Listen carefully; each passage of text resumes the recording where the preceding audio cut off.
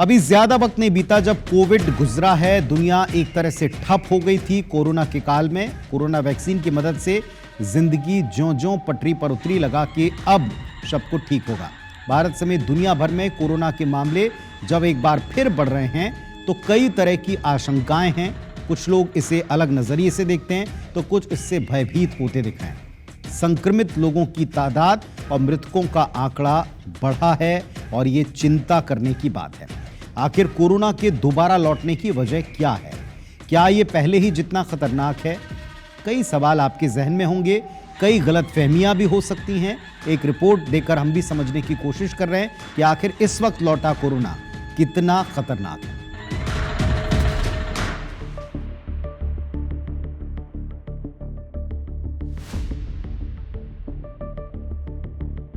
प्रधानमंत्री नरेंद्र मोदी से मिलने वाले सभी मंत्रियों के लिए आरटी-पीसीआर टेस्ट अनिवार्य कर दिया गया है।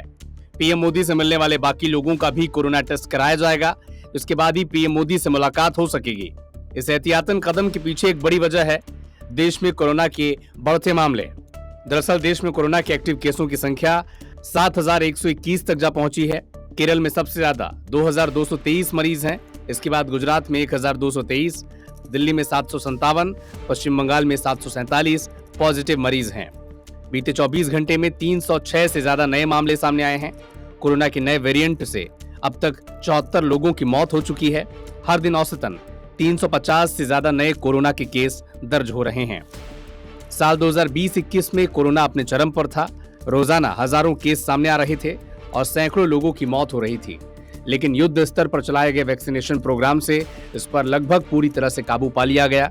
ऐसे में लोगों के मन में बड़ा सवाल यह है कि कोरोना के मामले फिर से इतनी तेजी से क्यों बढ़ रहे हैं।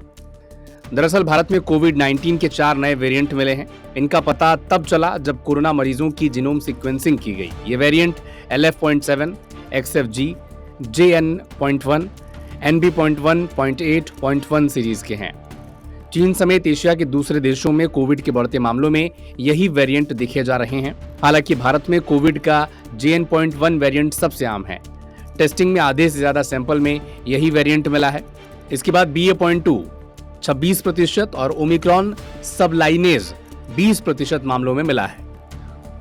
कोरोना के अब तक सामने आए मामले हालांकि बहुत गंभीर नहीं हैं, लेकिन स्वास्थ्य विभाग से जुड़े विशेषज्ञ लोगों को चिंता से ज्यादा सतर्क रहने की सलाह दे रहे हैं। कोरोना के बढ़ते मामलों को देखते हुए राज्यों में भी इसे लेकर सतर्कता बढ़ गई है। पश्चिम बंगाल की ममता सरकार ने सरकारी अस्पतालों में इलाज की पूरी व्यवस्था के निर्देश दिए हैं।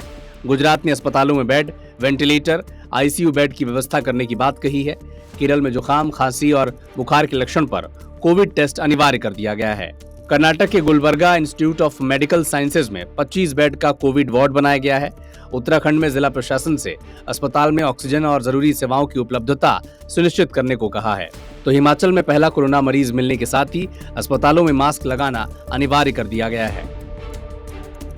बिल्कुल भी पैनिक होने की स्थिति नहीं है। जो विशेषज्ञ लोग हैं उन्होंने बताया है कि अभी ये केवल जुकाम बुखार तक है।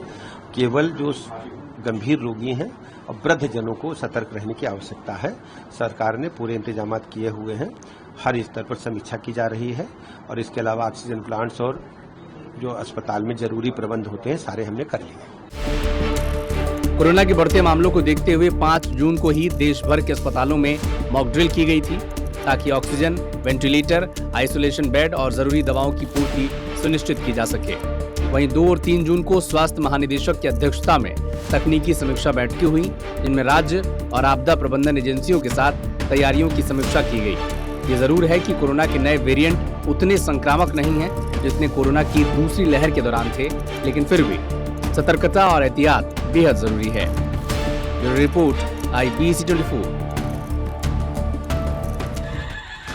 तो अलर्ट रहें। कई सारे लोग सोशल मीडिया पर ये कह चलें कि ये सब कुछ किसी की साजिश हो सकती है, ये सब कुछ दवाएं बेचने, दवा कंपनियों को का फैलाया एक प्रोपेगेंडा हो सकता है। लेकिन साहब, जो आंकड़े हैं बीमारी के, जो आंकड़े हैं मृत्यु के, ये फेक नहीं है, ये पूरी तरह सत्य हैं। इसलिए सतर्क रहने में ही बेहतरी है।